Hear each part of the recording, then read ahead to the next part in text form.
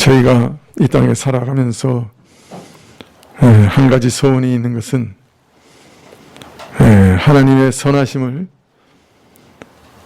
이 땅에서도 맛보아 아는 것입니다.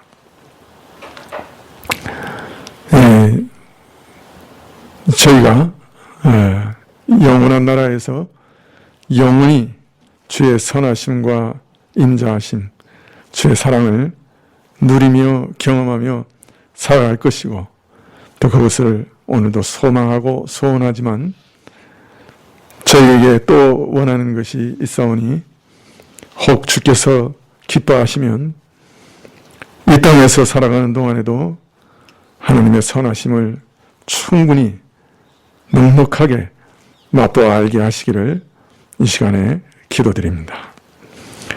하나님께서 우리를 선대하시고 우리를 눈여겨보시며 우리의 모든 것을 인도해 주시고 피로를 채워주실 때 정말 하나님께서 나와 함께 하신다고 하는 그 감각을, 주의 선하심을 맛보는 그 감각을 우리에게 허락해 주시기를 원합니다.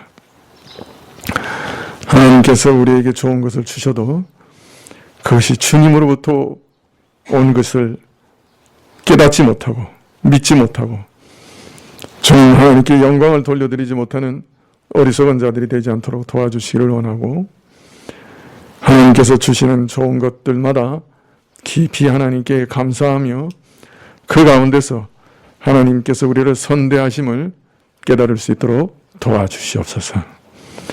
이러한 과정에서 더욱더 날마다 하나님께 더욱 감사하게 하시고 감사가 넘치게 하시고 저희 삶에 하나님의 선하심을 맛보아 아는 것으로 가득하게 하여 주시기를 원합니다.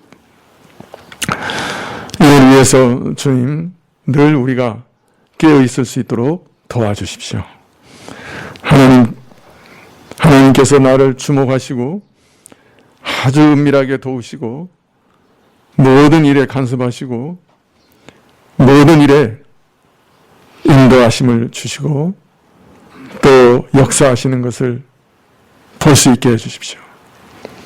우리 눈을 열어주셔서 하나님이 나와 매우 가까이 계심을 알게 해주시고, 주님 우리가 참으로 일에 집중하다가도 어느 순간마다 참으로 하나님이 나와 함께 하심을 매일매일 매 순간 의식하는 그런 은혜를 저에게 허락해 주시옵소서. 그래서 매일매일 주님과 동행하고 주님과 의논하고 어려운 선택의 길 설 때마다 주님께 여쭈어보고 또 사람들을 만날 때 말할 때마다 하나님과 함께하고 하나님이 원하시는 말을 하게 해주시고 내 마음가짐과 내 안에 일어나는 여러 가지 생각들도 하나님 앞에서 점검하는 그런 일들이, 주님과 교통하는 일들이 우리 일생 가운데 점점 더 깊어지고 더 많아질 수 있도록 도와주시기를 간절히 구합니다. 저희 이 시간에 또 바라고 원하는 것은 우리 청소년들, 우리 어린 자녀들도 어릴 때부터 하나님이 자신의 삶을 바라보고 계시며 매우 가까이 계심을 의식하며 살아갈 수 있도록 도와주시옵소서. 그 영을 살려주셔서 하나님을 의식하며 살아가는 자들이 다 될 수 있도록 이 큰 복을 허락해 주시기를 간절히 기도드립니다. 하나님, 인생에 참 여러 담벼락이 있고 뛰어넘어야 할 참 성벽들이 있지만 또 대학 입시라고 하는 높은 벽을 뛰어넘기 위해서, 노성벽을 뛰어넘기 위해서 애쓰고 노력하는 자들이 있사오니 하나님께서 크게 긍휼히 여기시기를 간절히 기도합니다. 또 인생의 중요한 시험들을 앞두고 있는 자들도 있사오니 크게 긍휼히 여기시기를 기도합니다. 저희가 바라는 것은 주의 불쌍히 여기심과 긍휼히 여기시며니 우리 자녀들을 불쌍히 여겨 주시옵소서. 여러 가지 질병으로 인해 고통하는 노년에 있는 자들, 또 연약한 성도들이 많이 있사오니 이 시간에 또 주의 긍휼을 구합니다. 크게 긍휼히 여기사 치료하여 주시고 어려운 중에도 잘 견딜 수 있도록 허락하여 주시옵소서. 주님 앞에 예물 드렸사오니 우리 자신을 드린 것과 같이 믿음으로 드리게 하옵시고 예물을 받으시옵고 찬송을 받으시기를 원하며 저에게 친히 말씀 주시기를 구합니다. 예수님의 이름으로 기도합나이다. 아멘. 네, 말씀은 마태복음 16장 16절에서 18절까지 말씀입니다. 마태복음 16장 16절에서 18절입니다. 네, 마태복음 16장 16절에서 18절까지 신약 27쪽인데요. 찾으신 줄 알고 봉독해 드리겠습니다. 시몬 베드로가 대답하여 가로되 주는 그리스도시요 살아계신 하나님의 아들이시니이다. 예수께서 대답하여 가라사대 바요나 시몬아 내가 복이 있도다. 이를 내게 알게 하니는 혈육이 아니요 하늘에 계신 내 아버지시니라. 또 내가 내게 이르노니 너는 베드로라. 내가 이 반석 위에 내 교회를 세우리니 음부의 권세가 이기지 못하리라.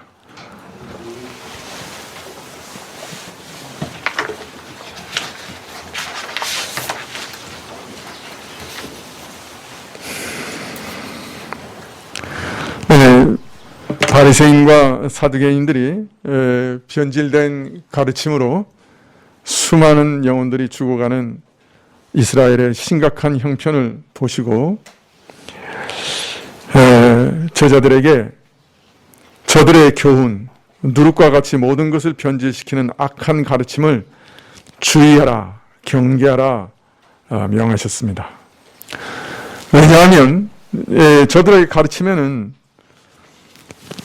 구원의 참 지식이 결여되어 있었기 때문입니다.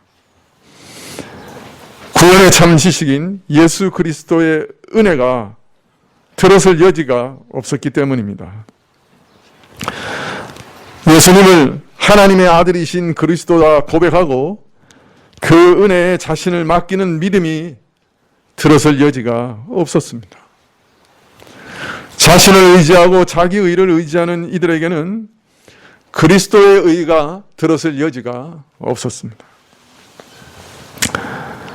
이 믿음과 고백이 죄 가운데 죽어가는 이스라엘의 유일한 소망이요 유일한 구원의 길이요 생명의 길이었기 때문에 예수님께서는 예루살렘에 올라가 십자가를 지시기 전에 그 직전에 가이사랴 빌립보에서 바로 이 믿음을 제자들 가운데서 확인하기를 원하셨습니다. 그래서 너희는 나를 누구라 하느냐 물으셨던 것이죠.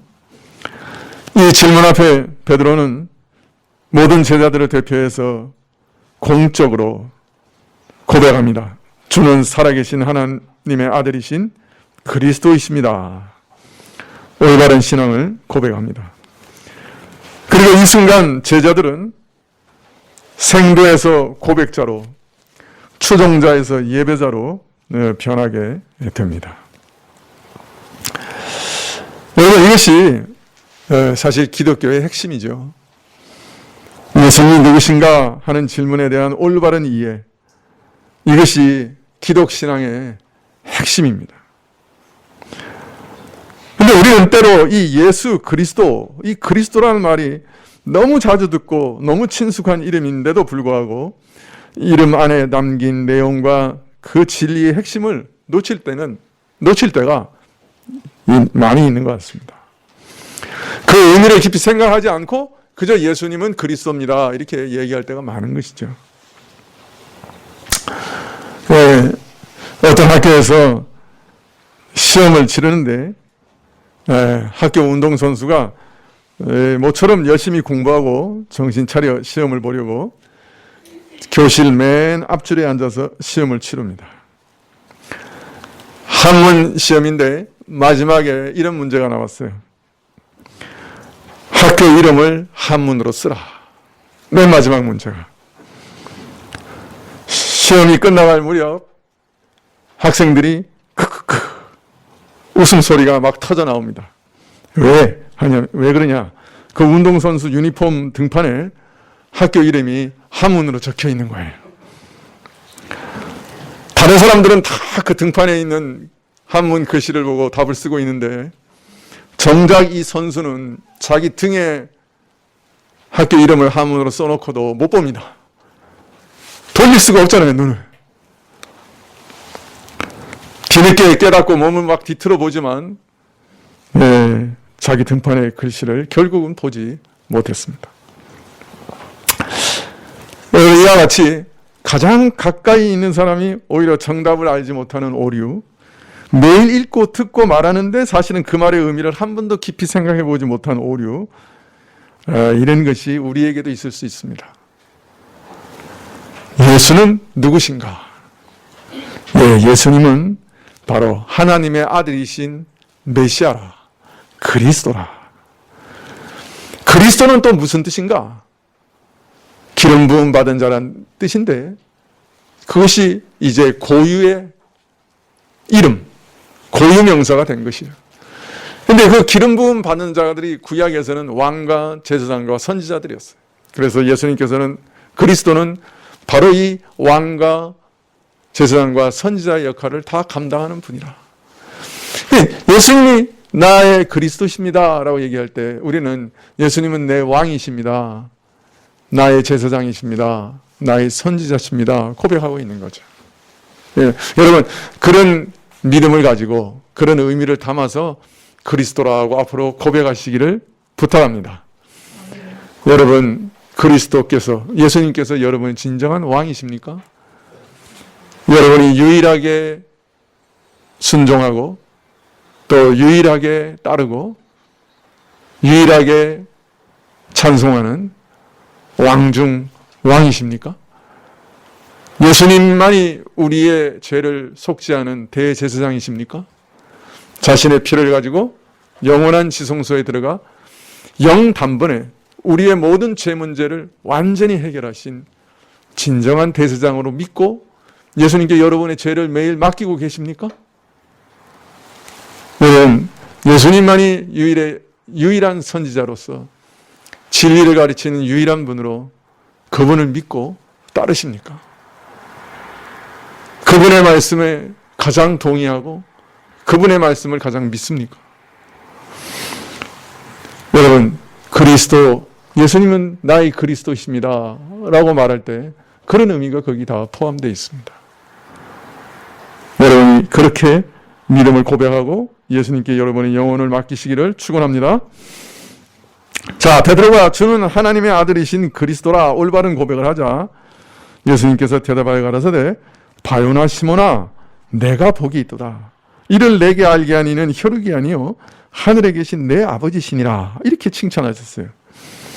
예수님께서는 오늘 베드로를 특이하게 부르시는데 바요나 시몬아 라고 부르셨습니다. 바라는 말은 아람어입니다. 그 아들을 뜻합니다. 요나라는 말은 베드로의 아버지의 히브리 이름인 요하나를 헬라어 축약형으로 요약한 것입니다. 요하나를 요나라고 헬라어로 축약한 거예요. 그래서 다른 곳에서는 요한이라고 축약한 데도 있습니다. 그래서 요한의 아들 이렇게 나옵니다. 이건 같은 말이에요. 즉 바요나 시몬이라는 말은 요하나의 아들 시몬 이렇게 부르신 거죠.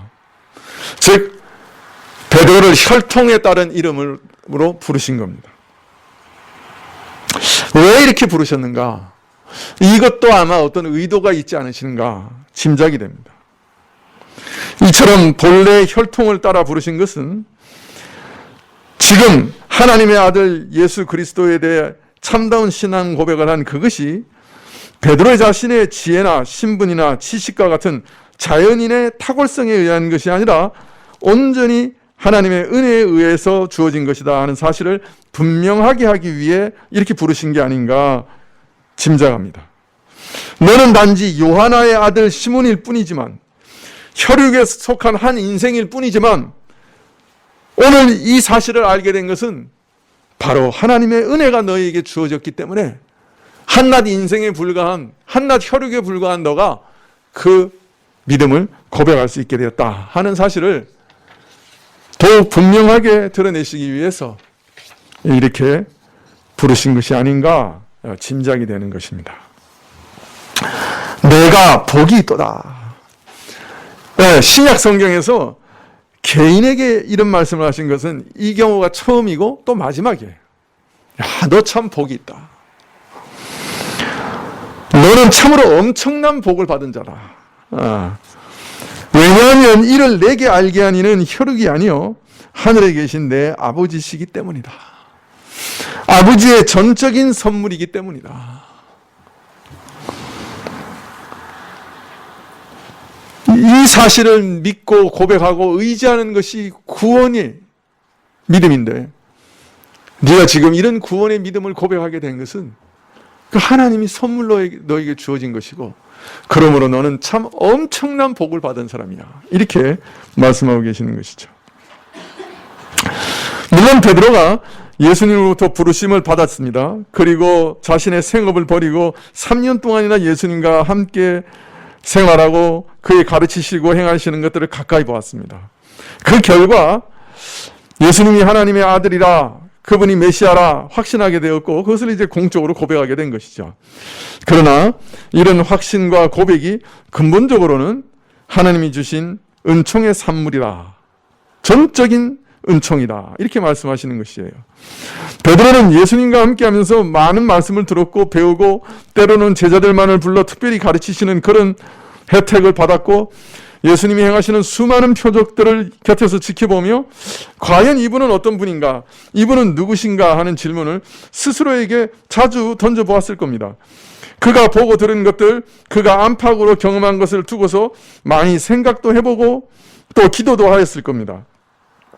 그러나 베드로의 이런 배움과 경험, 그의 생각과 기도, 그가 애써 노력한 그 어떤 수고가 베드로로 하여금 예수님께서 하나님이신, 하나님의 아들이신 그리스도라고 믿고 고백하게 만든 것은 아니었다는 것이에요.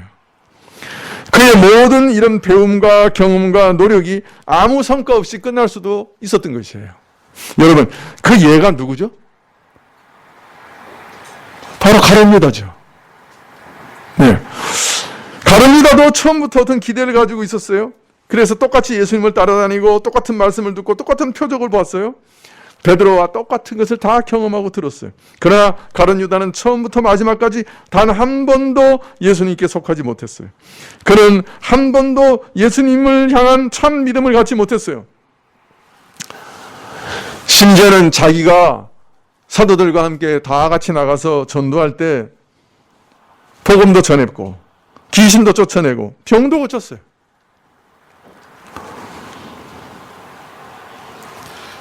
자기가 설교하고 자기가 귀신도 내쫓고 자기가 기적도 일으키고 목사 노릇도 다 했어요.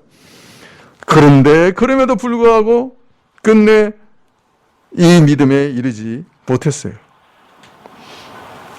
사도들이 다 와서 고백했다고 하니까 가룟 유다만 그거 안 했겠어요? 자기도 경험한 거예요. 그런데 이 믿음에 이르지 못했던 거예요.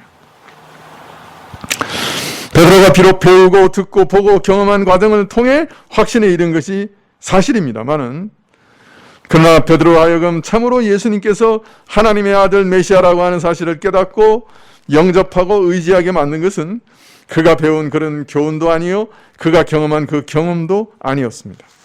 그의 혈육도, 그의 본성적인 재능과 지식과 지혜도 아니었습니다. 다만 그런 경험과 교훈 가운데 하나님께서 친히 계시로 알려주셨기 때문에 믿고 고백하게 되었던 것이에요.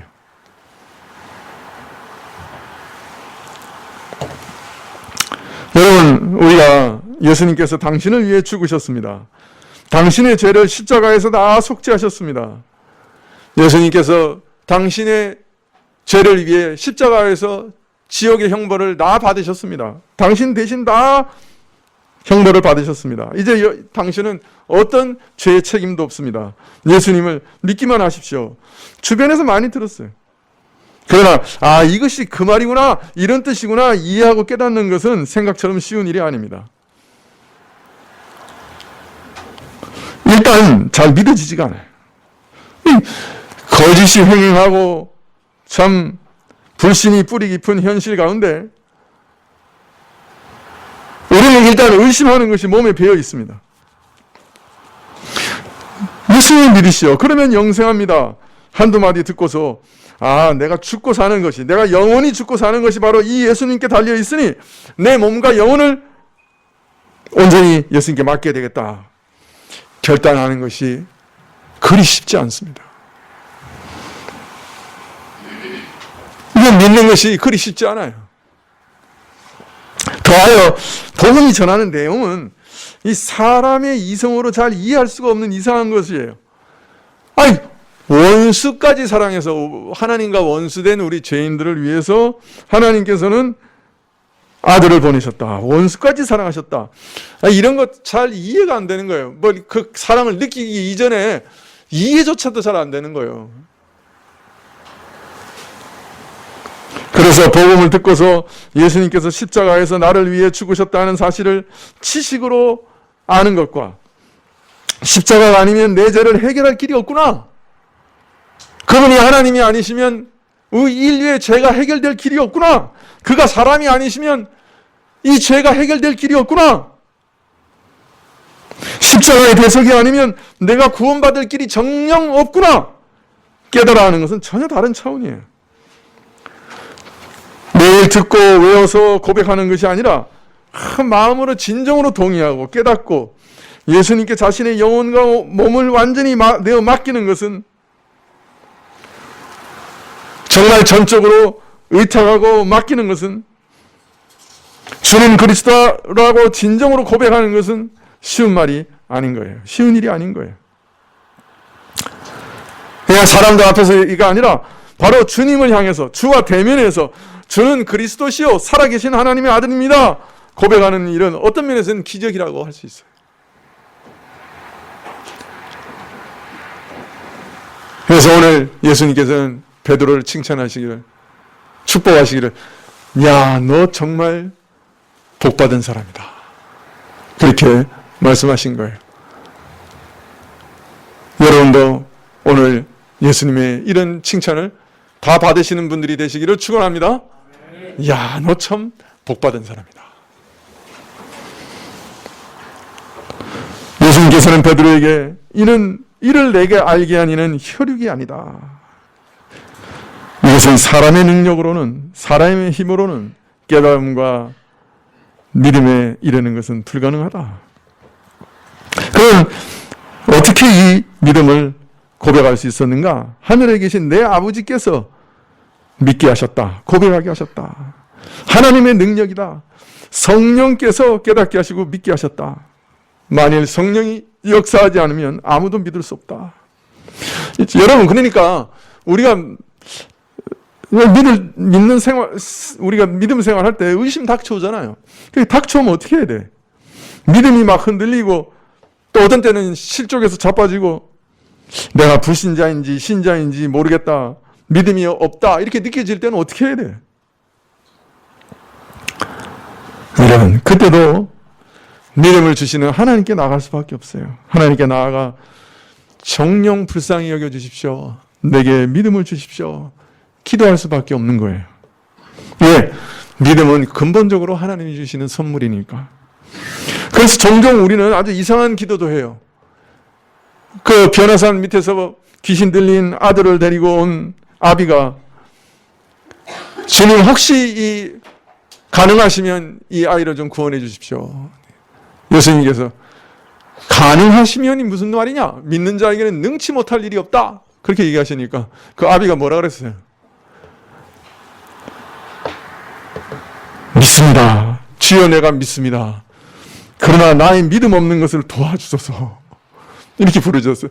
믿습니다 그래놓고 그 다음 뭐라 그래? 그런데 내 믿음 없는 것을 좀 도와주십시오. 이건 뭐 앞뒤가 맞지 않는 기도죠, 그죠? 그런데 우리는 이런 기도도 하는 거예요. 이런 앞뒤가 맞지 않는 기도도 하나님께 하는 거예요. 왜? 믿음이라는 것은 근본적으로 하나님이 주시니까. 주님, 내가 믿는 것 같은데, 근데 믿음 없는 것도 또 아시니까 좀 믿음 주십시오. 네, 이게 우리의 기도가 되어야 돼요. 어떤 면에서.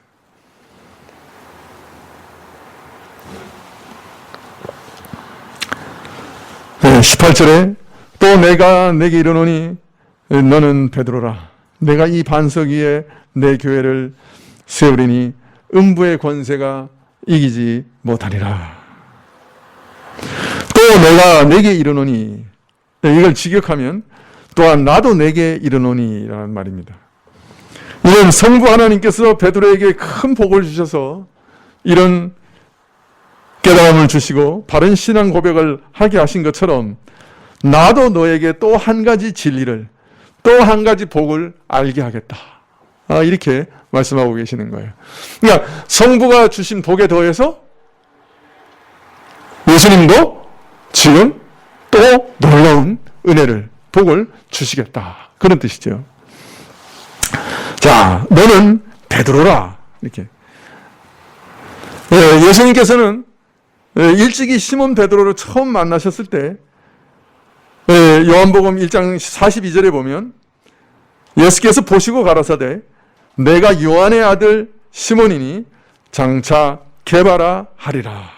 이 게바라는 말을 번역하면 베드로라. 이렇게 말씀하셨어요. 게바는 아람어이고 베드로는 헬라어입니다. 즉 내가 베드로라 하리라 이렇게 예언하신 거죠. 예. 근데 아마 그때부터 시몬은 베드로라고 불렸던 것 같아요. 왜냐하면 마가복음 3장 16절에 보면 12를 세우셨으니 시몬에게는 베드로라는 이름을 더하셨고 이렇게 말씀하시기 때문입니다. 그런데 오늘 이 사실을 다시 확인하십니다. 너는 베드로라. 내가 이전에 너를 베드로라고 했는데 봐라, 맞다. 네가 베드로다. 처음 시몬에게 베드로라는 이름을 더하신 일의 의미가, 그 예언이 오늘 드디어 성취됐다. 드디어 드러났다. 그런 말씀이죠. 내가 너에게 베드로라는 이름을 준 그 의미가 오늘 드디어 성취됐다. 그렇게 말씀하시는 것이죠. 여러분, 구약 성경을 보면 하나님께서 어떤 인물에게 어떤 복을 주실 때, 어떤 본질적인 변화를 주실 때 이름까지 바꿔주세요. 그래서 새 이름을 주시는 경우가 종종 있어요. 그러니까 대표적인 경우가 아브라함이죠. 원래 아브라함의 이름이 뭐였어요? 아브람입니다. 아브람. 원래 이름은 아버지는 높임을 받으신다 또는 높은 자의 아비 이런 뜻이었어요. 아브람. 그런데 열국의 아비라는 뜻으로 아브라함이라는 새 이름을 주셨죠. 열국의 많은 나라들의 조상이 되게 하시겠다. 그런 뜻을 이름을 바꾸시는 것으로 또 드러내셨습니다. 또 아브라함의 아내 이름을 사레에서 사라로 바꿔 부르게 하셨죠. 장차 열국의 어미가 될 것이다 하는 것을 알리시기 위해서 그렇게 하신 거죠. 또 야곱이라고 하는 사람은 이름이 발목 잡는 자라는 말입니다. 형 에서가 엄마 뱃속에서 먼저 나갈 때 발목을 자기도 나가려고 발목 잡은 사람이에요. 어떤 면에서는 시기하는 사람, 경쟁하는 사람 그런 뜻이죠. 그런데 하나님께서 야곱을 이스라엘이라는 새 이름을 주셨어요. 하나님과 겨룬다라는 그런 뜻입니다. 야곱이 하나님 나라의 상속권을 최종적으로 획득한 승리자가 되었다 하는 것을 확인하시기 위해 이 이름을 주셨습니다. 이처럼 하나님으로부터 새 이름을 받는 자들은 그때부터 그 이전과는 완전히 다른 삶을 살게 되는 것이죠. 그들의 생애가 하나님의 은혜로 인해 본질적으로 변화되게 된 것입니다. 이런 과거의 이해를 따라서 예수님께서는 시몬에게 베드로라고 하는 새 이름을 주셨던 것이죠. 그리고 오늘 그 이름의 의미가 온전히 드러나게 된 것입니다. 베드로는 반석 또는 바위 이런 뜻입니다. 자, 그럼 이 반석이란 말은 무슨 의미인가? 이 반석 위에 내 교회를 세우겠다 이렇게 하셨으니 예수님께서 시몬에게 베드로라는 새 이름을 주실 때는 그로 하여금 반석같이 바위같이 그 위에 교회를 세우는 어떤 견고한 기초가 되게 하실, 기초의 역할을 하게 하실 그런 뜻을 보이시는 것이라 할 수 있을 것입니다.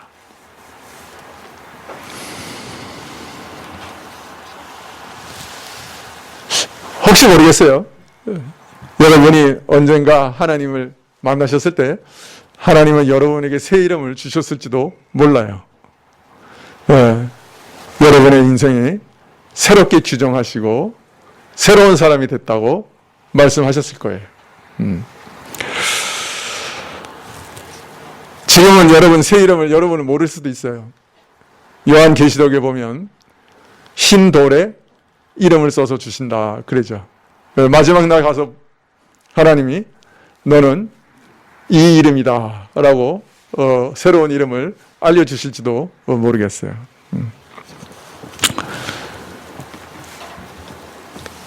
자, 그런데 예수님께서는 이 반석 위에 내 교회를 세우리라 이렇게 얘기하십니다. 여러분 오늘 야, 너 정말 복받았다 이렇게 얘기하신 것도 일 개인에게 말씀하신 건 처음이고 또 교회라는 말을 하신 것도 신약 성경에서 여기가 처음이에요. 그러니까 오늘 이 베드로의 고백은 대단한 거죠, 그죠? 이 교회라고 하는 말이 처음 이 신약 교회에 나옵니다. 신약 성경에 나옵니다. 이 교회라는 말은 이게 에클레시아라는 말인데요, 불러내다라는 의미를 가진 단어예요. 그래서 교회는 부르심을 받은 자들의 모임이에요. 부름받은 백성들, 소집된 총회, 이런 본질을 가지고 있어요. 자, 그러니까 교회는 건물이 아니죠. 부름받은 사람들을 가리키는 거예요. 건물은 그냥 예배당일 뿐이에요. 교회는 바로 예배당에 모인 사람들, 공동체를 가리키는 거예요. 우리가 예수 그리스도, 하나님의 아들이신 그리스도, 그분을 믿고 고백하는 자들이 한 장소에 한 시간에 모이면 그때 그게 교회가 되는 거예요. 그게 교회.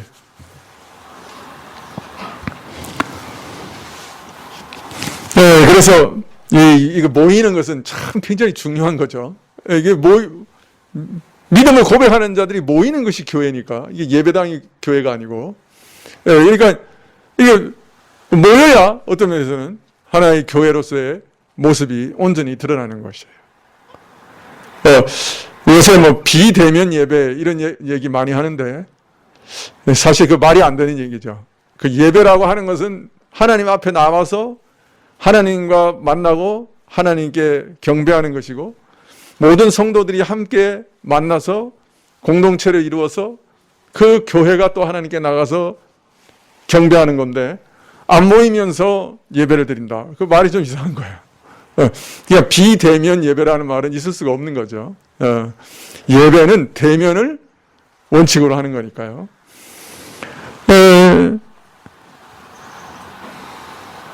예수님을 하나님의 아들이신 그리스도로 믿는 자들이 어디서든 함께 모이면 그게 바로 교회예요. 그래서 어떤 거는 아주 엄밀하게 말하면 교회 간다 이렇게 말하는 것은 사실 엄밀한 말에서는 틀린 말이죠. 교회로 모인다 그래야지 맞는 말이죠. 교회는 장소가 아니기 때문에 교회 간다 그러면 사실은 엄밀하게 말하면 맞는 말이 아니에요. 교회로 모인다 그렇게 하는 것이 맞는 말이죠. 예배 본다 그것도 맞는 말 아니에요.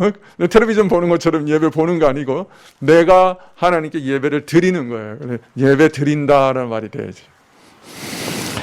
근데 여기서 한 가지 아주 특별하게 좀 중요한 단어가 또 있는데, 그건 뭐냐면 내 교회를 세우겠다 그렇게 얘기하세요. 교회를 세우시는데 누구의 교회? 예? 내 교회를 세우겠다 이렇게 얘기하세요.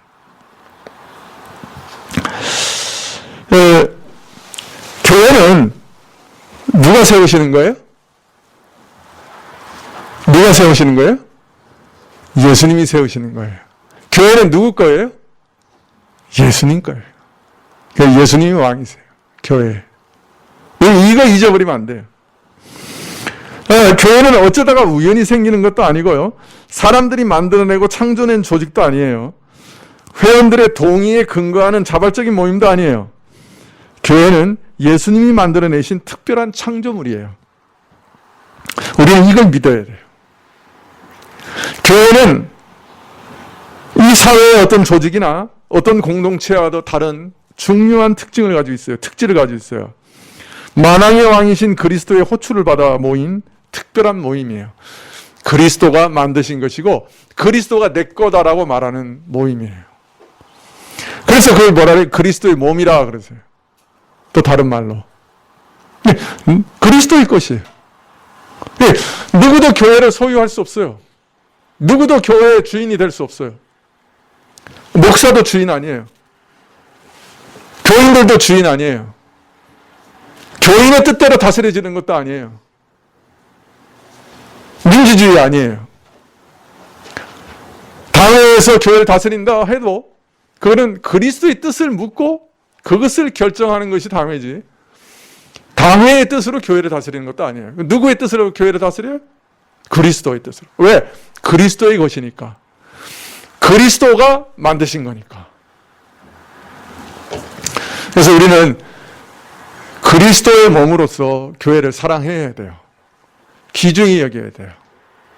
그리스도의 것이니까. 어떤 면에서 이 세상과는 구별되는 영적인 공동체예요. 영적인 특징을 가진 매우 중요한 특징을 가진 공동체예요. 자, 그런데 오늘 말씀을 보면 예수님께서는 마치 베드로의 고백을 기점으로 해서 자신의 교회를 이제 시작하실 것처럼 말씀하세요. 내가 이 반석 위에 내 교회를 세우리니. 자, 그러니까 이제 지금까지 없었던 새로운 교회를 이제 이 반석 위에 세울 것이다. 이렇게 얘기하시는 것처럼 들려요. 자, 그러면 교회는 구약시대에는 없었던 것인가? 바로 이 시점부터 바로 시작되는 것인가? 네, 그러나 사도행전 7장 38절에 보면 모세와 함께 40년 광야에서 여행한 자들을 가리켜서 뭐라고 얘기하냐면 광야 교회였다 이렇게 얘기해요. 광야 교회였다. 즉 구약에도 교회가 있었어요. 즉 구약 이스라엘은 또 일면 교회였어요. 구약 교회였어요. 자, 그러면 왜 예수님께서는 마치 교회가 베드로의 고백 이후에 이런 신앙 고백 이후에 시작되는 것처럼 말씀하시는가? 네, 그것은 이전 구약 교회와 신약 교회는 매우 다르기 때문에 그래요. 본질에는 같지만 매우 다른 점이 있어요. 구약 교회는 그리스도가 오시기 전에 그리스도의 은혜가 율법 안에 제시됐어요. 율법 안에 계시됐어요. 제사나 성막이나 절기나 이런 모형으로 또 오실 것을 예언하시는 예언으로 계시되었어요. 모든 것이 그림자처럼 주어졌어요. 실체가 아직 오지 않았지만 그림자가 비춰온 것이에요. 그런데 이제는 그 모든 예언과 모형의 실체가 오셨어요. 이제 예수님이 직접 오셨어요. 그래서 이제는 그림자를 붙들면 안 돼요. 실체가 오기 전에는 그림자만 먼저 비춰왔기 때문에 그림자를 힘있게 붙들어야 돼요. 자, 그런데 실체가 왔는데도 여전히 그림자를 붙들고 있다는 말은 뭐예요? 실체가 오신 거를 모른다는 말이에요. 그죠? 실체가 왔는데도 그림자를 열심히 붙들고 있다. 그럼 그 사람은 실체를 모르는 거예요. 예, 그래서 실체가 온 이후에는 이제 그림자는 다 갖다 버려야 돼요. 지키면 안 돼. 그래서 우리는 이제 절기도 안 지키고, 그죠? 안식일도 안 지키고, 제사도 안 드리고, 정결규례도 안 지키고 그러는 거예요. 지켜도 좋고 안 지켜도 좋고가 아니고 이제 지키면 안 돼요. 물론 문화적인 특성으로 그냥 난 유대인이니까 이제 이게 문화적으로 그냥 하던 일이니까 하겠다. 그건 아무 문제 없어요. 그러나 의미를 부여해서 이 제사가 나를 구원할 거야. 안 되는 거예요. 왜? 이미 실체가 왔으니까. 근데 구약교회와 신약교회는 굉장한 차이가 있는 거죠. 이런 의미에서. 그래서 은혜가 실현된 시대의 교회, 이 신약교회를 이제 시작하시겠다. 이렇게 선언하고 계시는 것이에요. 오실 메시아를 기대하는 교회, 구약교회가 아니라 이제 오신 메시아를 믿고 신뢰하고 고백하고 전파하는 교회, 신약교회를 세우겠다. 지금 약속하고 계시는 거예요. 그래서 내 교회를 세우겠다. 신약교회를 세우겠다. 이렇게 지금 말씀하고 계시는 것이죠. 자, 그리고 이 예수님의 약속을 따라 그의 능력으로 복음이 전파되는 모든 곳에서는 그리스도의 부름을 받아 교회가 모이고 세워지는 것입니다. 그리고 이 교회는, 이 공동체는 하나님의 아들이신 그리스도를 한 목소리로 고백하는 자들로 모이는 것이요, 이 땅에서 시작되어 영원까지 이어지고 존재하는 몸입니다. 그리스도의 몸입니다. 그래서 그리스도의 이름으로 모인 자들은 이제 결코 헤어지지 않고 영원히 함께 있게 될 것이에요. 오늘 우리 성가교회가 오늘 아침에 모였습니다. 그런데 확신하는 것은 우리가 영원히 모일 거예요. 우리는 이제 영원히 서로 보게 될 거예요. 놀라운 일 아니겠어요? 그래서 누가 좀 미워지고 용서하고 그래야 할 필요가 있으면 빨리빨리 해결하는 게 좋아요. 어차피 영원히 볼 거예요. 아주 벅찬 것 아니에요? 사람이 만나면 반드시 헤어지게 되어 있다. 그죠? 이것이 세상에 통용되는 이치예요. 그것은 하나의 중요한 정의요, 불변의 원리인 것처럼 생각해요. 근데 교회는 안 그래요. 교회는 오늘 만난 사람 영원히 보게 될 거예요. 영원히 함께 있게 될 거예요. 얼마나 놀라운 것이에요. 얼마나 놀라운 공동체예요. 이런 특징을 가지고 있는 공동체를 여러분 한 번이라도 상상이라도 할 수 있었나요?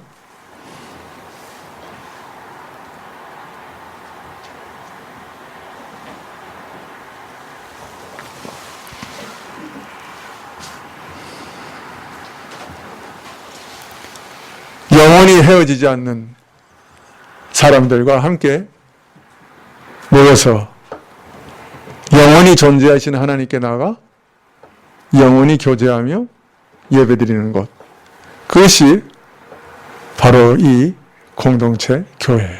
그리스도의 몸이에요.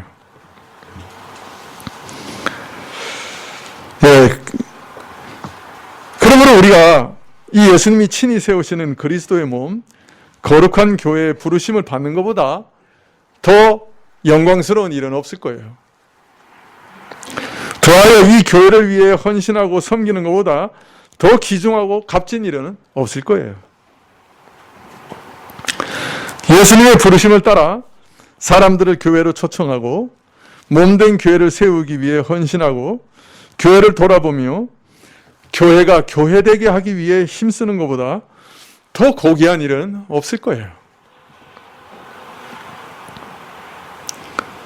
이 헌신은 나 자신과 내 가족과 이 세상을 위해서도 가장 고귀한 일이 될 것이에요. 가족을 영원히 구원하는 일이 되고 나 자신을 영원한 가치 있는 삶을 살게 하는 일이 될 것이요, 이 세상에서도 가장 놀라운 복을, 정말 놀라운 복을 사람들에게 가져주는 고귀한 일이 될 것이에요. 바라기는 오늘 이 성가교회 안에 참으로 교회로, 온전한 교회로 교회되게 하시는 그런 은혜가 가득하기를 기도하고, 또 이런 헌신과 봉사가 주의 은혜로 넘치게 되시기를 기도합니다. 기도하시겠습니다.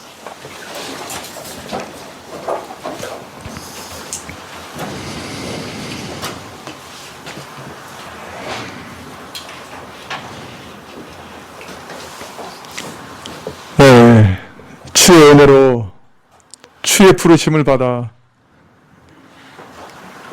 오늘 이 자리에 왔습니다. 주의 은혜로 주는 하나님의 아들이시요 그리스도이십니다. 고백하며 오늘 이 자리에 모였습니다. 그리스도의 몸으로서 한 몸 되어 주께 나와 예배드렸습니다. 얼마나 놀라운 복인지요.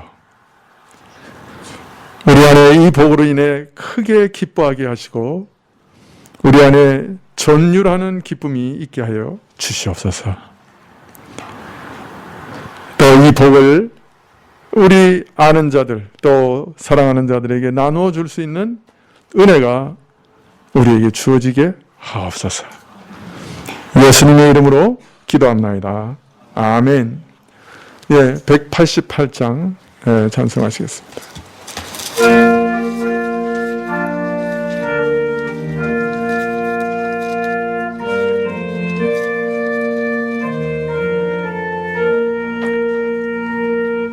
만세 반석 열리니 내가 들어갑니다.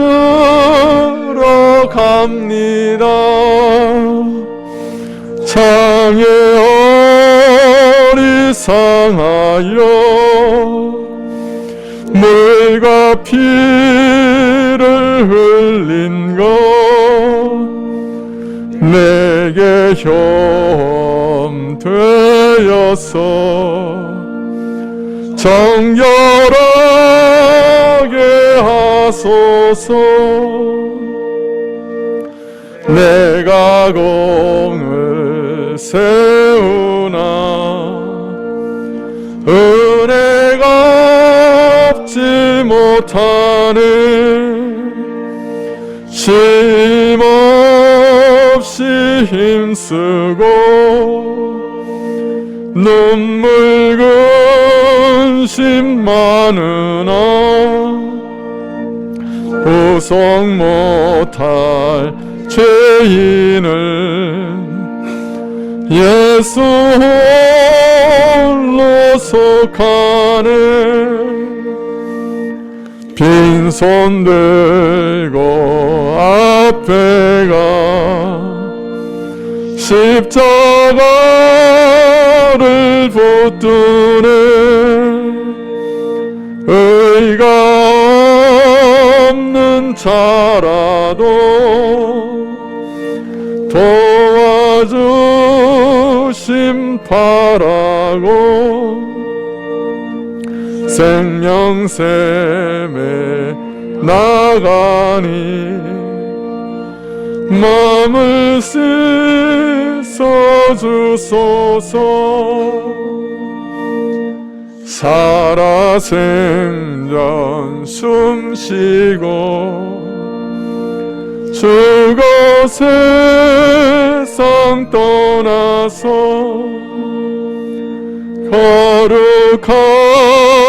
거룩하신 주 앞에 끝날 심판 당할 때 만세 반석 열리니 내가 들어갑니다.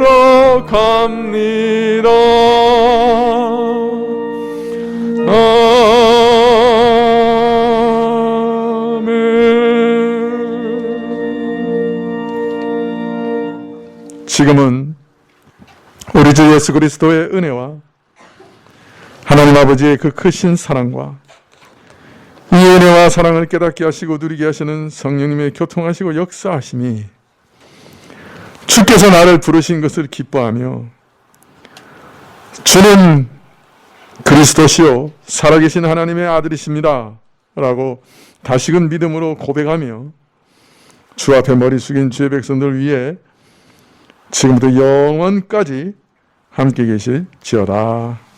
아멘.